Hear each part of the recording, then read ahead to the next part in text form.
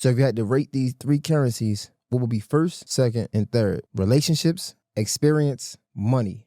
Money could be money or credit. What has to come first? That's tough, bro. I'm gonna just go ahead and tell you, money's last.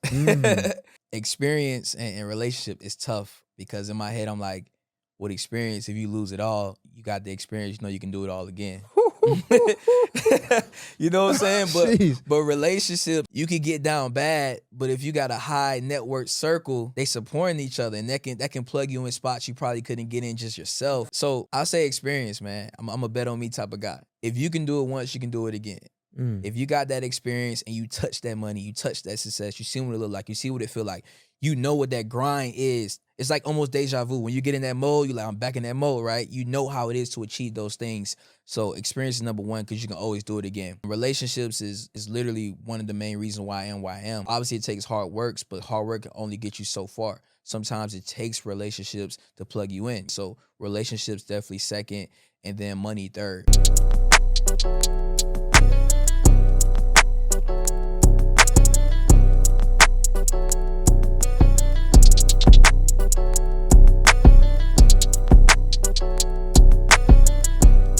Yo, what's poppin'? You know what time it is. Your boy, Mr. J Hill, J Hill Podcast. We are in the building. Special guest to my left. This guy is going to help you make a lot of money, right? 100%. Hopefully. That's what we here to do, man. That's what we here to do. We're going to give you some game. You know, I've been talking to some credit guys, some funny guys, so we're going to see what this guy got different. Stedman Waiters is in the building. What up, brother? What's going on, brother? My guy, give me some love, man. Yes, what sir. up? Glad for you to have me, man. No problem, man. You ex-football guy. Yeah. Yo, how was that, bro? Like, I feel like you went whole 180 from playing ball. Like you even you tried the NFL thing for a little bit, right? Yeah. And now you went to like engineering, so even that's like a 180 to now entrepreneurship. So it's like, I don't know, you was everywhere. How was that transition? Bro, I'm gonna start from the beginning, bro. You gotta start from the roots, man. So football was just ingrained in me at a young age, bro. Grew up in Miami, Florida, where shit, we playing football in the streets, bro. No socks. Yeah. We tackling people into the gates. Like, we reckless with it. So it's football just all I knew at the time. Growing up, that's all I wanted to do. Was pretty decent in high school. Played high school ball in Georgia. And ended up going to Georgia Southern playing D1 football. But that's all I cared about. That's all I put my focus into from day one was football, right? Got to college. And one thing that stuck out with me, when I was on a recruiting visit, one of the seniors there, he was like, bro, when you come here, choose a major that can make you some money if football doesn't work out. He told me straight up that he felt like he made a mistake because he wasn't going to the league and the major that he studied wasn't making him any money, so he was just forced to go to the military. And he was like, bro, honestly, I could have did that out of high school and been at a higher rank than I am now. So that really stuck with me, and then that's why I chose electrical engineering, man. Was the hardest thing of my life, bro. Like 5 a.m. workouts, going to class, going to tutoring, games, film, it's crazy, but it built the man that I am today, bro, and I really appreciate that. So transitioned from college football, played a little bit of professional, didn't really do too much with that, right? But ultimately, I got a job as an engineer, you know. Yeah, I want to talk to you about the guy you met, right, that told you choose a major that's going to make you some money. Isn't that so important? I feel like we sometimes, it's either stick with you or don't, because like we overlook those things. Bro, I never forget. I wish somebody would have told me that. But that's some of the things that I tell everybody I talk to when it comes to going to college. And they think I be laughing. I'm like, bro, don't have no major like sociology and like, because my major was sociology. I'm being real. And they always joke like, you can make money as so. Man, listen what I'm telling you. Like, you might but you got to get your master's. You got to do all this other stuff. Whereas though a major like engineering, it's a couple of them. It's not a lot, but like majors like that where you can come out of college making money. 100%. Man, that's so. How important was that now that you look back on it? Bro, it really saved my life and put me on track, man, just because I was already structured to have success. And my mindset when it came to football was like, I'm going to focus on this, but whether I make it in football or not, I'm going to be making some type of bread coming out. I wasn't worried about nothing. So graduated, like I said, still was chasing football. But you get to a point where you understand, bro, like the sport don't always love you as much as you love it. When you hit that real world, and you leave college, because college is a bubble. So you the man on campus, everybody know you, you're on scholarship, you're getting free meal plans, you can go to the weight room, do all this stuff. But once you leave and get into real world, everything costs money. Facts. Them same steaks, chickens, broccoli, meal preps that we eating that was free because the school covered it, you now got to come out of pocket. Yeah. And that's like what, 3-4K a month to have a real legitimate, meal plan. And then paying for training on top of that. That's another 2K a month. You know what I'm saying? So you get into a situation where if you don't have an agent, if you don't have the backing, if you don't have the funds, the resources, like life start to hit you. No, Because if you come out of college not making no money chasing the dream, and it's 5K a month to train, and you still got to live, you still got rent, you may have a car note, whatever it be, it can stack up. So football, like I said, it kind of filters a lot of people out. But I thank God that, that conversation, even my parents showing me, telling me, when you go to college, maximize this opportunity. And then that's why I stuck with engineering. So going to engineering, bro, it's a touchy feeling, man, because at that point, most people say you have arrived. What do they teach us growing up? Go to school, get good grades, go to college, get a degree, get a job, retire, boom. They only tell you what's next. It's like, if that's your life, I don't want that. Is that the American dream? Shit, I need to move to the Bahamas. Like, I gotta exactly. You gotta go somewhere else, exactly. Right? But that's what they teach us, and you can't really fault the people before us that taught us that, because at one point they didn't have that privilege, and they thought that was what was right. And for some people, it is the right thing to do. But for me, man, like I said, I just wanted better. But I was smart enough to say, I don't know what I want to do yet, but this engineering is a bag, and it can you know what I'm saying, alleviate for now until I figure out exactly what I want to do. Right. So, bro, I was working during COVID.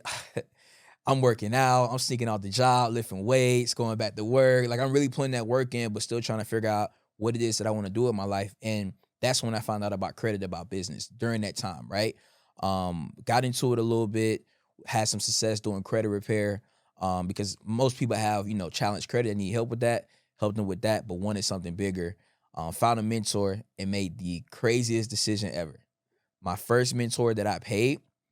How much did you pay? $25,000. Woo! I ain't even had that in my account. Sheesh. At that time, I think I had like $4,000 in my account. I got a screenshot of it. And I'm like, bro, am I really about to pay somebody $25,000, hoping and praying that this information, this accountability, this new community, this new environment can help me to make, $500K, $300K, whatever the case may be.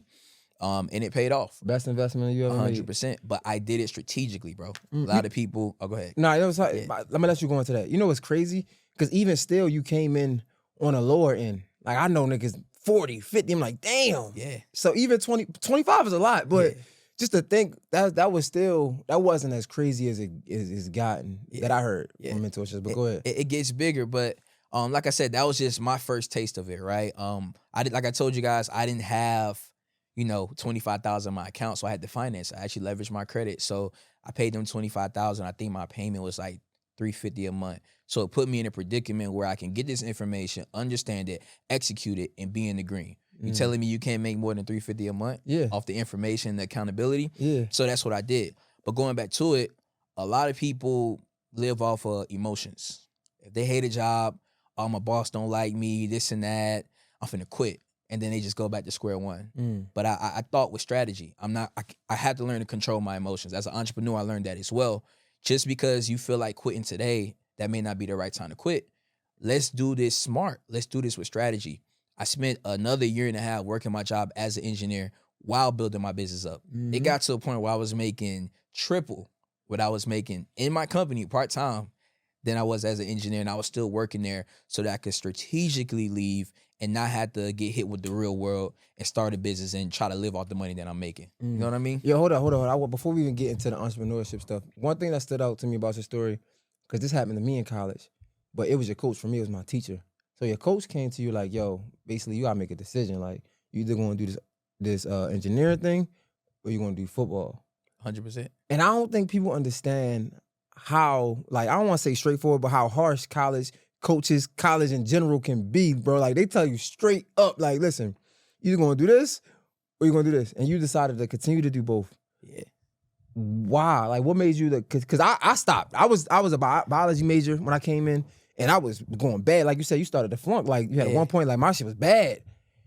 My teacher was like, listen, you playing football, you need to make a decision. Like, I'm like, all right, I'm gonna do sociology. Yeah, cool, because I want to play football. Yeah. But you was like, nah, man, I'm sticking with it. What made you stick with it? Man, just that dog in me, bro. Just that dog in me, man. And one thing I learned, bro, is like, it's your life. It's your future. I'm not allowing nobody else to write my story. I'm gonna write my story.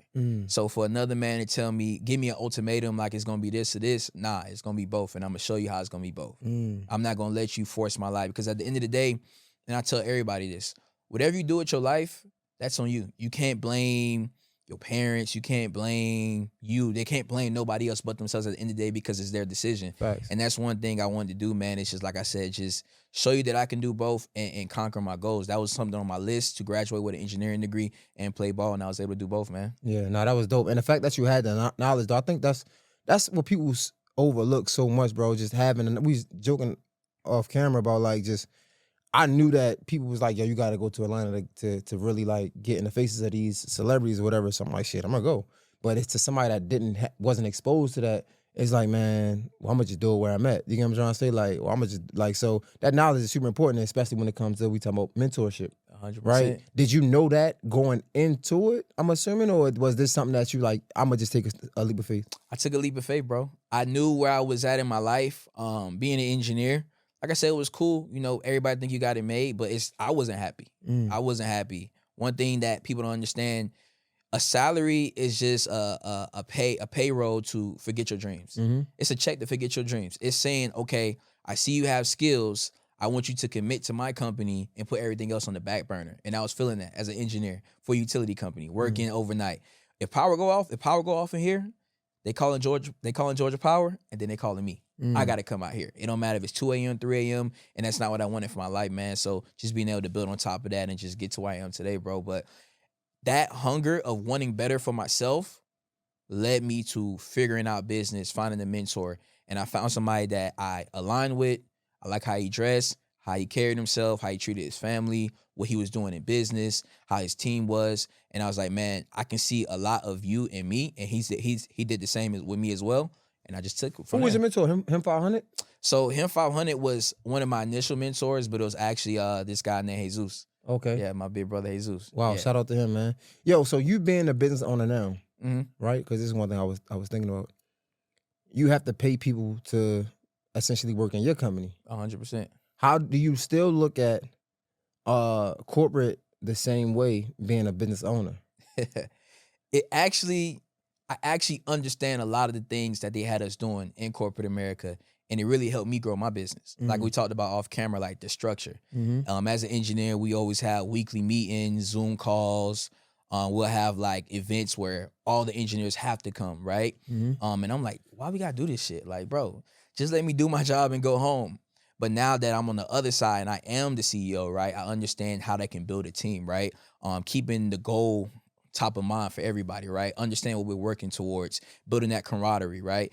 You know, when you build that camaraderie, even if somebody's off the clock, if they see they can help you do something, you know what, before I clock out, I'll go ahead and take care of this. I'll take this last call. I'll do this last thing before I clock out. So all of that really structured me to how I implemented and built my company, right? Creating camaraderie, being able to have one goal in mind, understanding what we're trying to achieve, understanding why we're doing what we do to build what we build. You know what I mean? Yeah.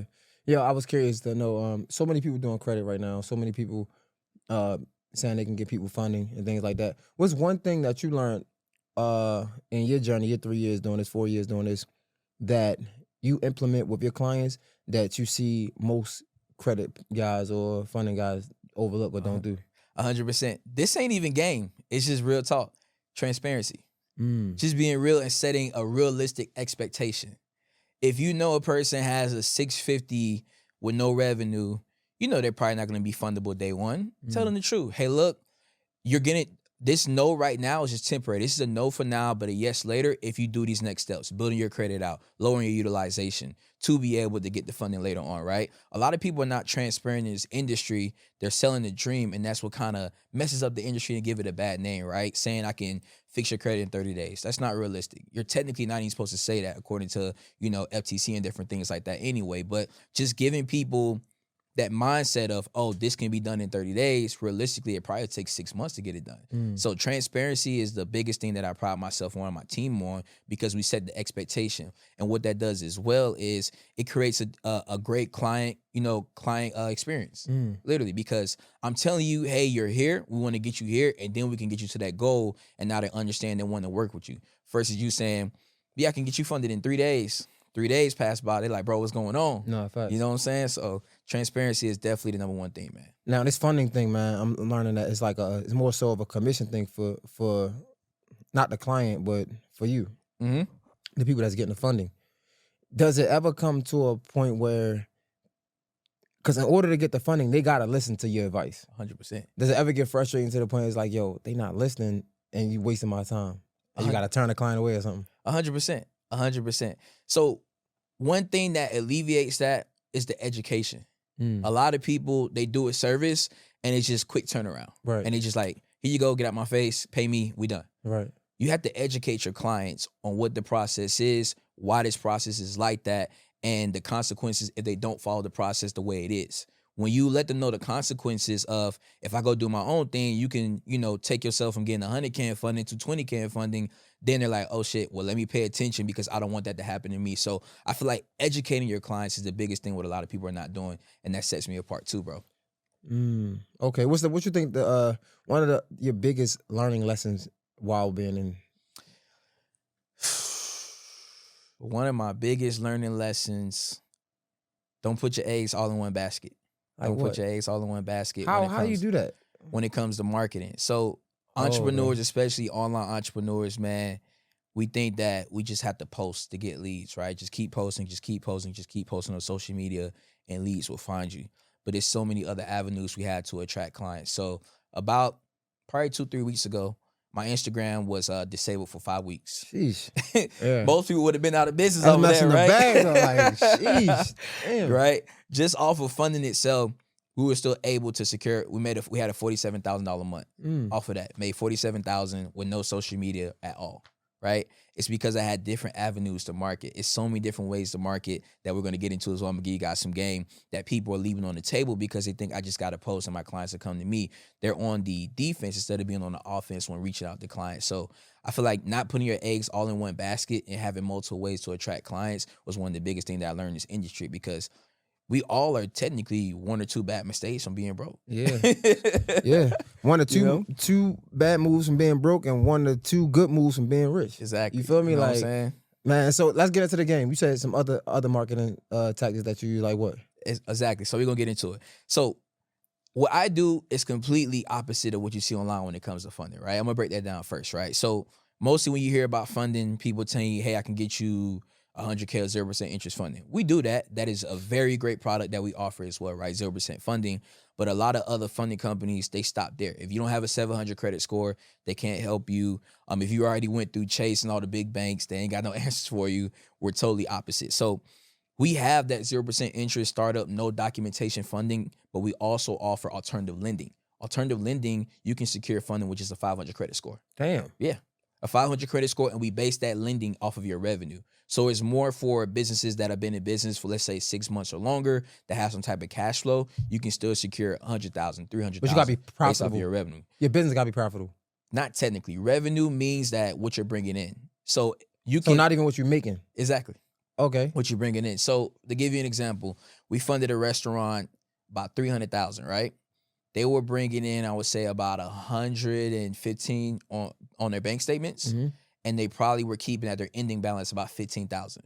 We were still able to get them 300,000 based off their future account receivables, based on the estimate of what their income is and what our lenders use to basically lend to them to get them funded right away. And this client had a 550 credit score. Sheesh. Yeah. That's insane. So we have answers for all of our clients, right? Not just if you got a 700 credit score, talk to me. We can help you with a 500 credit score. We have so many different options to serve people, right? But getting back to the game, one thing that people are not doing, which I'm just like shocked, is Google Ads. Most people posting on Facebook, posting on Meta, running Meta ads, Instagram ads, all that good stuff. But let me ask you this. When you looking for food, when you looking to solve a problem, what's the first thing you do? Google anything. If I need to change my oil, I don't know, anything, I'm literally like... You go straight to Google, right? Yeah, facts. So if you a business owner and you understand that majority of people naturally go to Google to search for something to find a solution, Why are you not marketing on Google? No, facts. Why are you not marketing on Google? So that's how we outbeat a lot of our competition, and we don't necessarily need Instagram to post and say, hey, we do funding, we do this. We use Google Ads. Google Ads, you pay for Google Ads, they put you at the top of the listing. Right now, we're seeing anywhere between a 6 to 15% return on our investment on ad spend. Damn. Because of that. Because when they type in business loans in Las Vegas, business loans near me, SBA near me, equipment financing near me, my company's coming up. They apply, we give them a call, fund them right then and there. So hold on. So aside from the funding and the credit, you just got into mentorship too, right? Like you're mentoring people too. 100%. So you teaching people how to like I do the same thing I did. But what I did differently than a lot of gurus out here is I actually built my business up. I just started coaching. And the reason I started coaching was because so many people like, bro, you're killing it in your business. You can be impacting so many other lives for people out here that want to do the exact same thing you're doing instead of gatekeeping and thinking, oh, I'm good. So no, we giving the game out. We helping other people get the way they want to go to. You know what I'm saying? How has that been for you? Bro, it's been great. Like I said, I'm used to adversity and just the athlete in me. I always want better. I always want to achieve the most, right? So me like mentoring people is like a personal challenge to me to say, okay, I know I can do it in myself. Can I replicate this? And we actually been replicating it. Just yesterday, man, I took 2 of my mentees out, flew out here to Atlanta, obviously do the podcast with you. But one that had his first 10K month, we gave him an award. He's a full-time engineer. So imagine making 10K on top of on top of being an engineer, right? And then one, he's a full-time barber, and he just had his first 30K month running his funding company. You know what I'm saying? Sheesh. And they just got awards and took them out to eat. So we're celebrating them as well. But that's when people sign up with me to get coaching, I take it personal.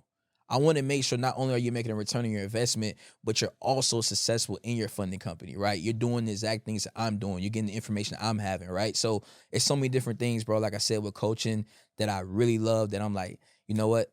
I'm going to really take this and do it. And I didn't even want to get into it at first. You know, a lot of people was like, bro, the stuff you're doing, people need to know this. People need this because they're struggling. I was like, okay, let's do it. Yo, tell people how important it is to pick because I remember I was talking to Darius and he was saying like, when it comes to funding and naming your business, it got to be a business that like is profitable and not something that they deem a risk, right? 100%. Outside of getting funding, right? Let's talk about just in real life, the importance of picking a business like a major, right? That's going to make you money, picking a business that makes you money. You originally tried to get into trucking, right? And it was like, it was tough, but then you got into this.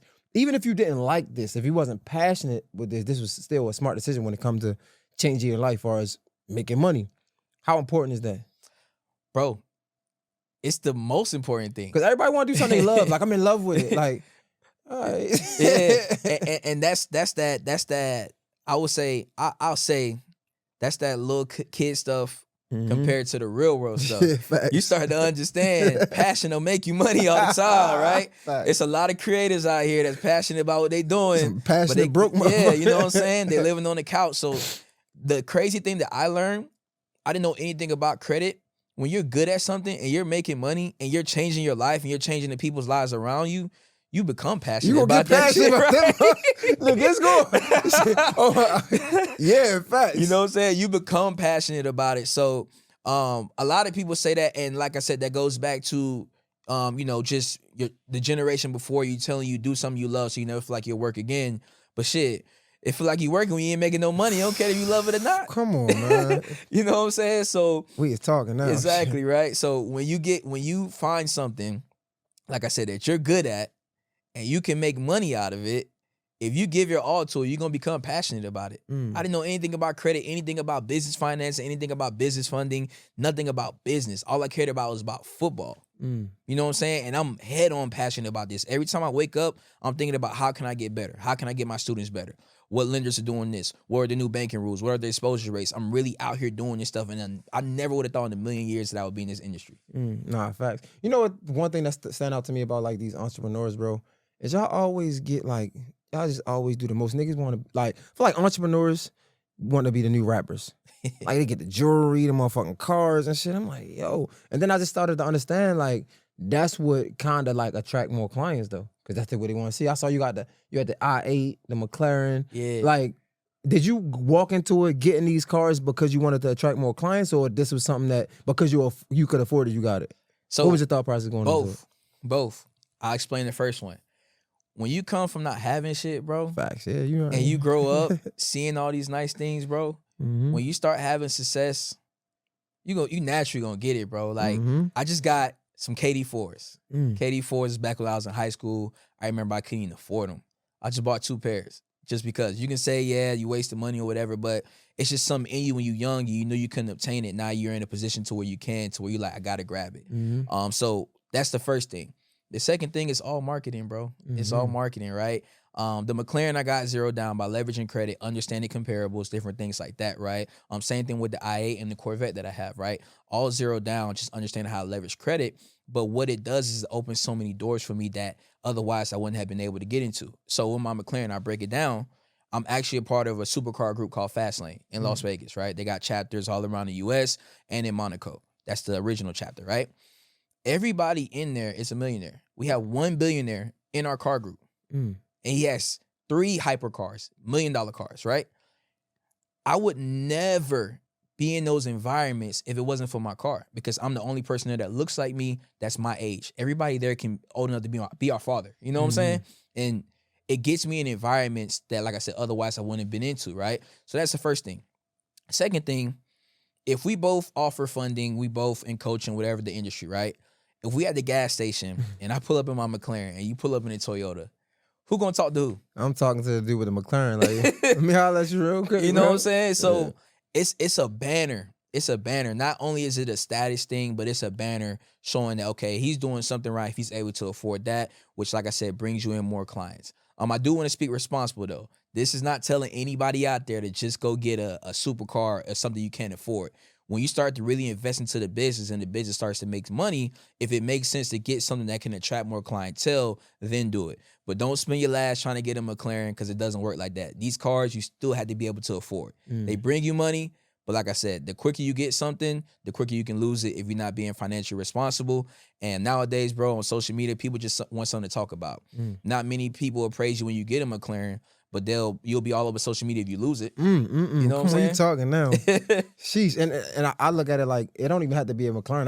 That can be used as a metaphor, right? It could be something simple as, I don't know, start saving your money to go to the finest restaurant once a month. You know what I'm saying? Like just something like that, where you put yourself in these environments. I mean, when we was just talking about it, I was living in Midtown, and people would be like, it's expensive. Like I don't know if they never asked me was it worth it, but I always say, you know what? Like, it was expensive, but I felt like it was worth it because the people I met in there, the people I got interviews that was from people that lived in there. You know what I'm saying? Like people that I wanted to interview. The networking that I did just in the elevator, in the dog park, and it was like I never moving in there. I just wanted to live in a high rise for my first time, but I never experienced that until I got them. Like, that was a good investment. So some of these things, it's not just getting it because it look good, but some of it be investments. Yeah, and it's what people don't see initially. Most people want to spend money and see an instant return on their investment, and that's not how life works. That's not how business works all the time. And right? Sometimes you want that, but the smart people know that most of the times I want that delayed gratification, because that's where the most money gonna come from. Like, yeah, we can do the quick flip, but the shit that's gonna come in the long run, that's what's gonna set us up. That's the big play. Exactly, and that's one thing my mentor taught me. He said rookies make money on the front end, professionals make money on the back end. And like you said, another thing, paying to be in those rooms, you filter out the bullshitters. That's the number one thing with payment and investing that people don't understand. It makes you invest in yourself, so now you have all your attention zeroed in on what it is, and it filters out bullshitters. Because if everything was free, if people was giving away McLarens for free or whatever for free, everybody would have one. It wouldn't have no purpose. Facts. It wouldn't have, you know what I'm saying, the name or the brand that it is now. So paying just puts you in a room with other serious people that take whatever it is serious, and now you guys can work, right? And being in the entrepreneurship space, you gotta learn early on that you gotta pay to play. Ain't nothing wrong with investing in a relationship, something that's gonna make you more money. But a lot of people with limited beliefs think that, why would I pay you this when YouTube is free? If YouTube was free, why you ain't a millionaire yet? Come on, dog. Yo, you spoke on something that I thought is super important, or not important, but we all as African Americans go through, like, and that's not coming from nothing. And when you get something, you want to experience everything that you didn't experience before. Somebody that's dealing with credit, how many times are you, I don't know how to ask this question. One, how many people are you facing that comes get their credit fixed and then fuck it up within the next year because they probably was irresponsible? That's the first question. But two, do you try to deter them away from, like, being irresponsible, or do you understand that this might be what comes with it because this credit thing is going to unlock the whole new level of money that you never experienced? 100%. So to answer that, like I said, I started off in credit repair. I'm totally in funding now, so don't do too much of credit repair itself. But starting off Even with the funding, though. yeah, exactly. I'll speak on both, right? So with the credit, just in general, people do have that mindset of like, okay, I can go, run off, get my credit fixed, run off, get my credit fixed, run off, get my credit fixed, and it kind of stems back from America, bro. Just being honest with you, because here they don't teach about the financial education, the credit system. And nothing happens to you when you run off on a bank, technically. You default on a credit card, they may sue you, they may not, but you don't go to jail. You can still live your everyday life. You just can't get a credit card again, right? Versus like in Dubai, if you owe a debt and you don't pay it, your ass getting locked up. You know what I'm saying? So that's one thing. I feel like accountability is one. The next thing I would say, man, is just like educating. It all comes back to educating. Hey, this is why credit is powerful. This is why you need to be very, strategic on how you use your credit. Because it's not going to take a month to fix your credit. It's going to take a whole year. You had to lay down for a whole year to fix your credit. Do you really want to go through that again? You know what I'm saying? When it comes to funding, like I said, depending on what type of funding they're getting, it's all educating. I'm not funding people just because they want funding. They have to have a business plan. They have to have some type of game plan. They have to have some type of strategy of where they're going to invest this money so that it makes sense, right? Because I don't want to burn the relationships I have with my lenders, my connects. So it just all has to make sense. I'm not telling people, hey, if you got a business or not, you can get funding. Nah. If you're trying to start a business or you have an existing business, let's see where you're struggling at. Let's see where, the holes that are in your business, and let's get you some funding to fill that hole. If you're having a hard time marketing the clients, let's get you some funding so you can throw that into marketing to attract your clients. Now you're getting more money. Now you're getting more clients. You're able to pay off the funding that you got and reuse it over and over and over again. So you teach people how to fish while helping them to fish, if that makes sense. That makes sense. So you would never suggest to all right, man, I know you ain't used to nothing. Go ahead, have fun and just come back. Nah. But are you surprised when that happens, though? Depends on the person. Honestly, when you get into the funding space, you kind of become, it might sound crazy, but you kind of become heartless, bro. You become heartless because you have a bird's eye view. You're looking at somebody's credit profile. A credit profile tell you the whole story. If somebody went through hard times, if somebody just flat out irresponsible, if somebody is trying to rebuild their credit based on the accounts they have on their credit, right? So you can look at the decisions that somebody is making and say, what did you expect was going to happen? You got $100,000 in funding and you went and bought Gucci, Louis, Fendi. That don't make you no money. So what did you think was going to happen, right? So that's why I said educating is the big thing. But at the end of the day, like you have to hold people responsible, and that's what I'm big on, right? I can only guide you. I can only lead you to the water, but it's up to you to drink. You know what I mean? So just being responsible and understanding how to leverage this money. But I don't tell anybody just go have fun. Nah, you got to pay this money back. We trying to make money off of credit. We ain't trying to live off of credit. Facts. Random question, bro. It's kind of off topic, but it's not. I've heard people, when it comes to dating, they ask, they want to know somebody's credit score. Being somebody that deals with like credit and funding and things like that, and you said you could tell a lot about a person by their credit score, how far off or on point is that when you're wanting to get to know somebody? Bro, I think it's 100% on. For real? Yeah. The reason why is because, like, let's say this, bro. Let's say you on a date with a chick. She look good. She talking good. She dressing nice. She speaking everything good to you that you looking for, right? And you're able to magically pop up her credit score while you on the date.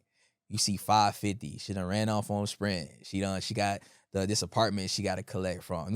Collections from. She done ran off on Chase. This and that. In your head, is this somebody that you think you can build with? When you want to build a family, because everybody want a house at some point, you can't even use her credit. Yeah. You know what I'm saying? So, like I said, credit is like a transcript, and it can tell you like what type of person somebody is. You can tell they're just irresponsible. And sometimes with dating, do you really want an irresponsible person? If you can't take care of your personal finances, are you going to be able to take us serious? If I say, hey, I need you to do this, are you going to be able to take care of that? When it comes to children, if you have kids with somebody, if they're not responsible in their financial life, are they going to take care of your children? You know what I'm saying? All of that, bro, everything matters. So everything correlates. How can you tell the difference of like somebody that's just irresponsible or somebody that just fell on hard times? Excessive negative accounts. I would say, like, especially during COVID time, you can tell people went on hard times during COVID. A lot of them are in deferment when it comes to different things. On comments, people don't know, like on your credit report, there's actually comments that the lender, the creditor, can leave saying COVID relief or whatever the case may be, right? Irresponsible is people that just have a track history of just negatives. If you ran off on Sprint, Verizon, you know what I'm saying, T-Mobile, and they all in your credit report, what that mean? That means you went from one phone line carrier, ran off on them, went to the other, ran off on them, went to the other, ran off on them. You irresponsible. You ain't going on hard times because how you not learn from your first lesson? How can you tell somebody's rebuilding, they're learning from the lessons? You'll see negatives, but then you'll also see credit building accounts like Kickoff, like Self, that they add to their credit, showing that, okay, I made a mistake in the past, but I understand how important credit, how important finances is, and now I'm building for the future. They'll have secured loans. They'll have starter credit cards, things like that to show that they're in the rebuilding phase and they're learning from their mistakes, if that makes sense. Okay. All right, so I like to do this thing where I'll have a statement, right? And you tell me the first thing that comes to your mind. Okay. You could break it down. It could be from experience. It could be something you heard, whatever, right? Or it could just be something simple. So I'm gonna say a word or a sentence, and I just want to see the first thing that come to mind. All right. So when it comes to being a college athlete, dedication.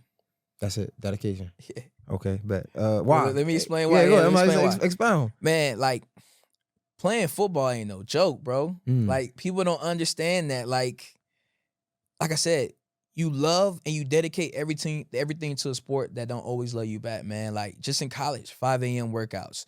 After waking up at 5 a.m., working out for an hour. Now you got to eat with the team. Like, as a freshman, and you know, getting, like, if you're a new transfer or as a freshman, they literally say, hey, after workouts, have your ass at the dining hall. You have to eat breakfast so we can check you off, right?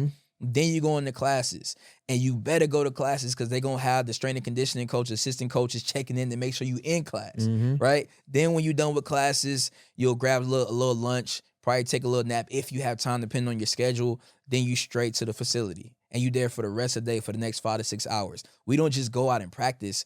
It's film study. You start off with team meetings. At the team meetings, position meetings, or team, then section, offense, defense meeting. Then you go to position meetings, and then you get ready to practice. So it's so much that goes into it that people don't understand. Being a college athlete is hard, bro. But I thank God that I went through that because it makes this entrepreneur shit so easy, bro. Yeah, facts. People don't understand if you can really commit. If you can commit to anything, bro, you can commit to business. It's the same thing. It's just you reprogramming your mind. Instead of me being in the weight rooms, let me study. Let me see how I market. Let me see how I can create systems. Let me see how I can attract my ideal clients. Let me see how I can better my sales, my closing. It's the same thing. You're just restructuring your mind to be dedicated to that one thing. And that's why you see a lot of the former athletes that turn into the entrepreneurship space, they hitting hard because the shit easy. Darius, my guy, former athlete. He hitting on all circles. Why? Because he's already trained. We're already built for this. It's the dog in us to say, okay, we're not going to sit back. We're not going to blame life in whatever circumstance. We're going to take it to the next level, look everything in the eye, and hit it head on. You know what I'm saying? I like that. Okay. Next one, I think I got like 8 of these. The next one is perseverance.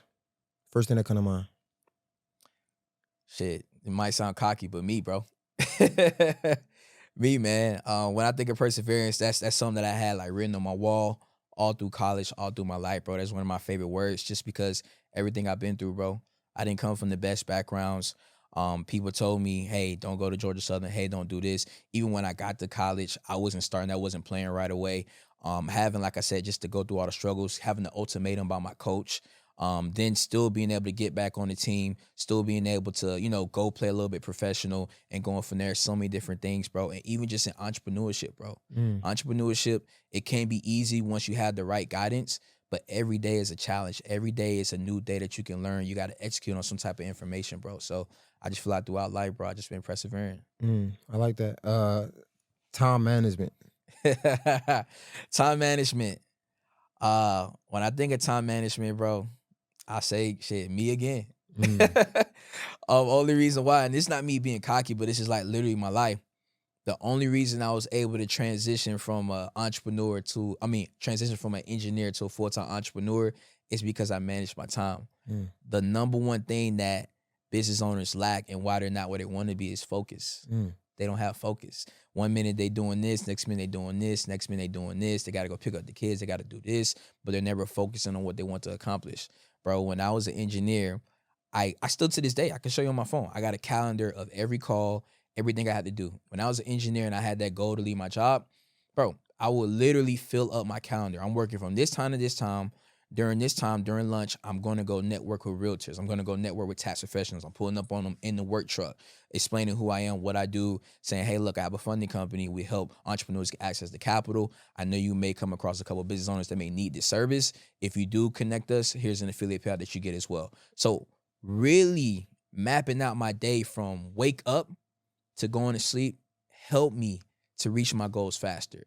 That's what helped me leave my job in a year and a half and have money in my account and not be stressed out and trying to figure out business because I managed my time and I still do it today.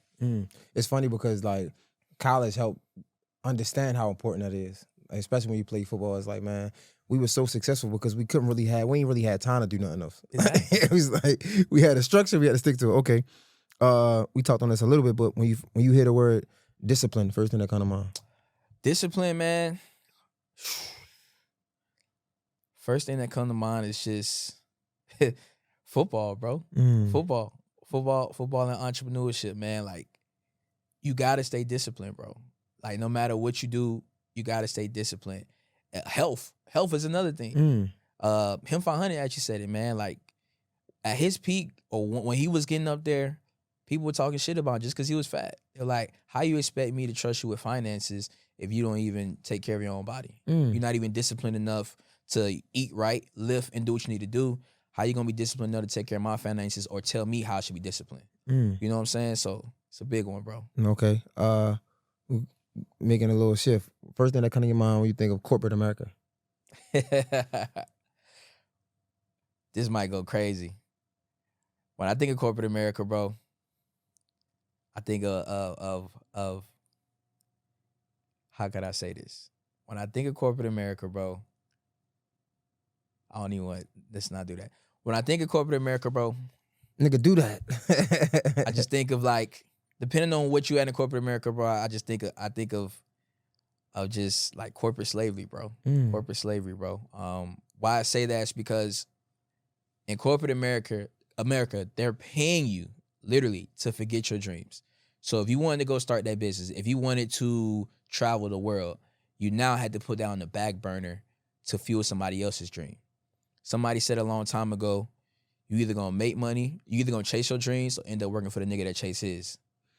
Right, but you somebody that hire people now, like. Exactly. But in corporate America, like I said, when you're in that bubble, that's all you do. It goes back to time management, it goes back to discipline. What do I mean? The natural person that works at a corporate America job, right?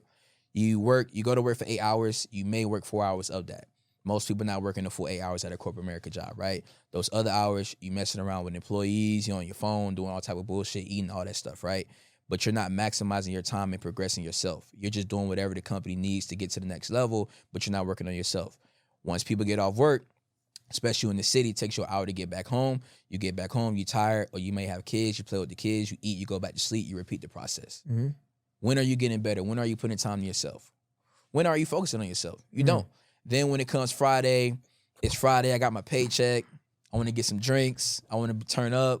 So Friday you turn up, you know, you wake up Saturday, same thing, you turn up Saturday, Sunday, you like, let me get right, let me eat something decent because I got to work Monday. So when do you ever focus on yourself? When do you ever reach your goals? When do you ever say that business that you want to start, when do you ever get started on it? You don't, because you're in a bubble. You're literally focused on just whatever corporate America, whatever your boss telling you to do, that's what you do. You know what I'm saying? It's hard to focus in that. And then, bro, it's you're not progressing. The average raise in corporate America is about 3%. The cost of living goes up depending on where you at, 2 to 3% as well. So are you really progressing or are you just stable? It's barely stable. Shit. Okay, coming to an end. The first thing that comes to your mind when you think of entrepreneurship? Freedom. Okay. Freedom. All right. You want to explain or you want to leave it there? Nah, I'll explain it. If you build out your business the right way, you know, it's hard in the beginning. You know what I'm saying? Just like everything else, anything worth having is going to take some type of struggle. But once you build it out, you replace yourself in the business, you now buy your time back. If you got kids and you want to go to your soccer game, you can literally X out your schedule to make that soccer game. If you want to travel the world, depending on what type of business you have, you can do that once you have the systems in place. Entrepreneurship is probably one of the best decisions I've made in my life because it was the first time I felt like that I was free, and it puts me in a predicament where I can win. When I was working in corporate America, it's very political. You know, you got to shake the right hands. You may have to kiss some ass, depending on where you work at, to get to the top, just being transparent. Same thing with football. It's very political. I had 3 coach changes, right? The best man doesn't always make it to the league. It's a lot of people you probably know, and I know, that probably are better than some people in the league, but they're not in there because of politics. Entrepreneurship is the only thing in my life, in my experience, that I feel like I was fully in control to be able to say, hey, I want my life to be like this, and knowing if I work hard in entrepreneurship, it can happen. Plus, I can get my time back.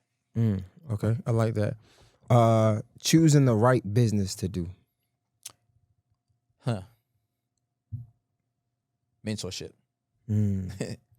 Mentorship. So having a mentor, having somebody guide you the right way, and investing in yourself to learn from their experiences is what can help get you to the top. If I tried trucking and I lost $700,000 in trucking, and you're thinking about trucking, and I tell you, yo, bro, trucking could be a good industry, but here's why I went wrong. You know what I'm saying? And here's what it takes, what I didn't know prior to getting into trucking. Now, when I give you that game, it's up to you to decide whether you still want to do it or not, right? So having the right mentorships and figuring out what exactly do you want to do that's going to make you money now. Not something that's going to make you money 10 years from now. That's cool, you know what I'm saying? But what can change your situation now? You know what I'm saying? Okay. Lack of support. Lack of support. When I think of lack of support, that's a tough one, bro. When I think of lack of support, self-belief. Right? I say self-belief when you say lack of support. It's because if you believe in yourself, you ain't got to make, nobody else ain't got to believe in you. Make them motherfuckers believers. Yeah, that's the best thing to do. When you start a business, I'm pretty sure when you start this podcast, everybody wasn't supporting you, saying, go check out my guy, Jay Hill. The same with me. You know what I'm saying? When I started my business, I was trying to be cool and letting people know. When I finally did, they still weren't showing love. But did I get mad and say, screw them? Nah. That's just how the game goes. People usually don't support you until you give them a reason to support. Oh, yeah, I know Jay Hill. That's my guy. We went to school together. We did this. The whole time they probably said 2 words to you. You know what I'm saying? So to combat lack of support, self-belief, you can do it yourself. You don't need, everybody to support you. Last one is showing value. Showing value? Showing value. Not even just value, but showing it in Showing whatever. When it comes to showing value in whatever, I'll just say, for me, man, just my mentors, bro. Just my mentors. When I say showing value, crazy thing, bro, I didn't even talk about it with the McLaren situation.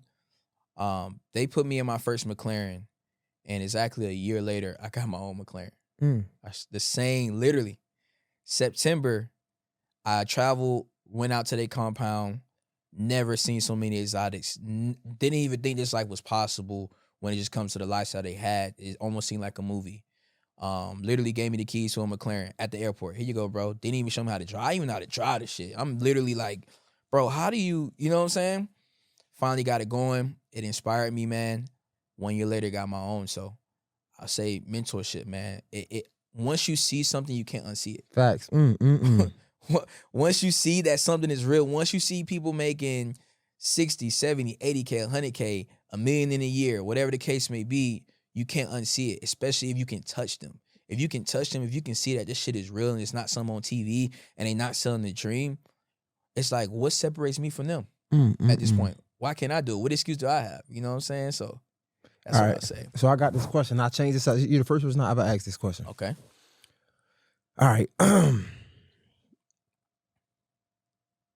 1 second. All right. Here we go. So I usually ask people to rank these 3 things in a order of most important to least important. Respect, loyalty, love. But I'm not going to ask you that. I'm going to ask you to rate these 3 things and the importance of currency. You know how most people say relationship is one of the most important currencies you can have, right? Even more important than money. So if you had to rate these 3 currencies, what would be first, second, and third? Relationships, experience, money. Money could be money or credit. What has to come first? That's tough, bro. Relationships, money/credit, or experience? That's tough, bro. I'm gonna just go ahead and tell you, money's last. But experience and relationship is tough because in my head I'm like, with experience, if you lose it all, you got the experience. You know you can do it all again. You know what I'm saying? But relationships, like, you could get down bad, but if you got a high network circle, they supporting each other, and that can plug you in spots you probably couldn't get in just yourself. So we gotta choose what's one. Yeah, it's tough, and then 2, bro. and then 3. It's tough, bro. So I'll say experience, man. I'm a bet on me type of guy. You know what I'm saying? So if you can do it once, you can do it again. If you got that experience and you touch that money, you touch that success, you see what it look like, you see what it feel like, you know what that grind is. It's like almost deja vu. When you get in that mode, you're like, I'm back in that mode, right? You know how it is to achieve those things. So experience is number 1 because you can always do it again. Number 2 is going to be relationships, right? Relationships is literally one of the main reasons why I am, right? Obviously, it takes hard work, but hard work can only get you so far. Sometimes it takes relationships to plug you in. You know what I'm saying? So relationships definitely second, and then money third. Money is third. The reason why, if you have the experience, you're going to always make money. You can always get credit, right? That shit it's always here. And then, you know, with relationships, the right connections can get you back to touch money, whatever the case may be. So that's how I rank it, bro. Okay. Thank you, man. That was dope. Bro, I want to know, we do this funny thing full time. How can we, like, what's the easiest way for somebody to be able to get funding right now? Got you. So the easiest way for somebody to get funding, I'm gonna give you 2 scenarios, right? If you somebody, because every person's not in the same box. If you're somebody that has no revenue but pretty decent credit, the easiest way for you to get funding will be business credit cards or personal credit cards, depending on what you want, right? Most of these credit cards are stated income, meaning that they're not asking for documentation or anything to approve you when it comes to a credit card. So that's your quickest way to get a $20,000, $15,000, $10,000 credit card. If you don't have the credit, finding a credit partner, that's what we do in our business, right? If we find somebody that's unqualified, we ask them, hey, do you have a business partner? Do you have a credit partner? Somebody whose credit profile you can leverage to get the funding that you need. It's essentially almost like a co-signer, but with business credit, it doesn't show on your personal credit report unless you default, right? So what we do is we structure and leverage their credit partner to fund them, which directly, like I said, gets them access to capital. But that's still a risk that their funding partner takes as well, though, right? Yeah, that's by making them aware. You know what I'm saying? It's almost like co-signing, but the co-sign doesn't show on your credit report unless it's defaulted on. That's something that they have to talk about. You know what I'm saying? To kind of figure that out. The second box is, let's say you down bad, you messed up your credit, you know, starting a business, but you started making money. Really, like I said, just alternative lending. You can get business lines of credit, business term loans, merchant cash advances, simply based off the revenue in your business. So if you have a 550 credit score, if you're making at minimum, let's say $5K, $10K a month, you can get some type of funding to keep that business going. You know what I'm saying? So those would be the quickest ways, and those deals, you can get funding in like 24 to 48 hours. Wow. You know what I'm saying? So those are the plugs, like I said, when it comes to it. You know, black people love finesses, right? What's some of the funding finesses that you can get into if you do it right? What you mean by funding finesses? I mean, like you said, some hacks, right? Like some, of course, you 550 credit score, but let's say, I don't know, like I'm just trying to, like they got credit hacks now, whereas though they submit a profile, they can get things knocked off in 24 hours, something like that. Like what are some funding hacks? So one hack that I would say, bro, on the funding side, bro, is leveraging pre-approvals, bro. So American Express, we'll talk about American Express, right? When you get into the American Express ecosystem, once you're in there, they don't actually add any more inquiries to your credit report. So you'll know right then and there if you're approved. But now what they just added is a pre-approval tool. So if you're worried about getting that hard inquiry affecting your credit, you can actually apply with American Express as a pre-approval on the personal and business side and see if you're approved before actually even getting the hard inquiry. That's one thing we do, especially for our funding workshop. A lot of funding, we show people proof in concept. Like, hey, you can see what you're approved for before even accepting it, before even affecting your credit score. That way, you know right away, if you get approved for 20 grand, you got 20,000. You ain't got to waste an inquiry, remove an inquiry, all that different stuff like that. So that's a hack that I would say when it comes to funding that's really helping people. Another thing too, bro, is structuring your business the right way. I know a lot of people talk about it, and I'm going to kind of clear up the myths when it comes to that, right? You do want to have a business in a low-risk industry, but you also want to make sure that everything else is structured, right? Nowadays, underwriters are actually doing their research, so they do want to see a business website. Your business address, a lot of people say don't use a home address. Since COVID, lenders are now more acceptable to a home address. A lot of people talk against that, but honestly, since COVID, they're not open to that. We're getting people 75, 100,000 with a home address. You know what I'm saying? Just being fully transparent. Sometimes when you use these Opus, these Regis, that's actually flagging your account. I don't know if you ever heard of it, right? People tell you, oh, go to Regis, go to Opus, get a virtual address. A lot of these banks, PNC, Truist, Chase, they're now flagging those because they're seeing that those are virtual offices. That's not actually where your business is located. Now it puts you in a position to where you decrease the amount of funding you can get because you're high risk. They won't even let you like apply or open an account if you got one of those addresses. So that's one thing that people don't take into consideration, man. Banks are here to help us, and it's strategic how we do things. So what I tell my mentees when it comes to that is, if you're going to use a virtual address, don't go with Regis, don't go with Opus. Anything you see on social media, you want to go left when they go right. Find a local commercial office, something near you that's underground, and you're more likely to use that and fly through versus actually using, like I said, a main Regis, Opus, or something like that. Or use your home address. We still getting people funded with home addresses. Free game. Yeah, you got something coming up. You was telling about what we got coming up. 100%. So I got a free funding workshop, you guys. Everybody, is free. This is if you're interested in starting your own funding company or trying to secure funding for yourself. I'm breaking it down from A to Z, how I started my funding company, how you can do the same thing. Lenders, I'll be breaking down, no doc funding with no financials, but also if you're interested, because a lot of people don't know about this, you can get funding off just simply the revenue in your business. So we've been running it up. A lot of my mentees, like I said, been having success doing the same thing, man. So you guys definitely want to check it out. And I had to do it for my guy, man. Anybody that uses the domain, I'm going to make sure you get the link below. fund2success.com/ChadeHill.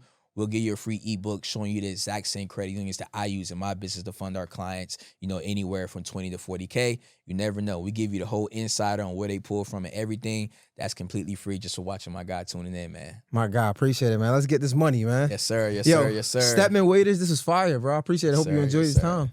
Hey, man, I'm glad for coming on, bro. I need to do another one, man. Yeah, man. We got to lock in, dog. Yes, sir. Stedman Waiters, Mr. J Hill Podcast is wrap. We out.